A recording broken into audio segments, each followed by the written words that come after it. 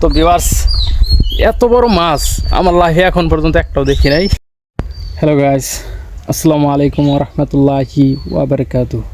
আশা করি সকলে অনেক ভালো আছেন। তো আজকে মাছ ধরতে আসলাম। তো দেখুন, শীতে মাছ ধরতে হবে। তো গ্রামে যারা থাকেন তারা হয়তো বা জানেন। তো আপনাদেরকে দেখাচ্ছি। তো গাইস দেখুন, তো পুকুরটি একদম শুকিয়ে গেছে। তো যার ফলে এই গর্তের মধ্যে সব মাছ জমা হয়েছে। তো ভিউয়ার্স, আজকে অনেক দিন পর রোদ উঠেছে। রোদ না উঠলে হয়তো বা আজকে মাছ ধরতে আসতাম না। তো গাইস, তো দেখি কেমন মাছ পাওয়া যায়। তো আপনাদের সাথেই থাকুন। পানিও অনেকটা কম। তো আপনাদের যদি দেখাই, হয়তো বা মাছ দেখুন শ্যাওলা ভরে সবুজ হয়ে আছে। তো সাথে থাকুন। যেহেতু আমি একাই এসেছি তা ভিডিও করা সম্ভব হচ্ছে না, পরে দেখাবো। তো আপনারা সাথে থাকুন।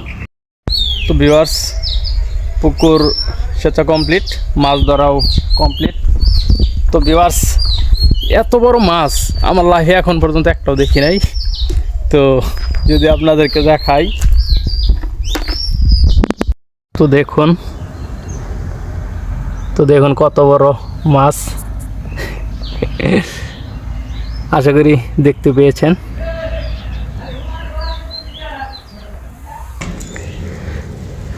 তো দেখুন কত বড় মাছটি। তো মাছটিকে একটু ঠান্ডা পানির থেরাপি দেই।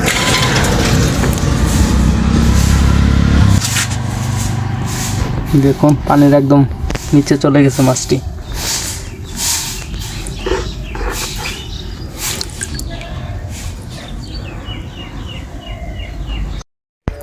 তো গাইস, আগে যদি জানতাম তাহলে এই ঠান্ডার মধ্যে শুধু পানিতে নামতাম না।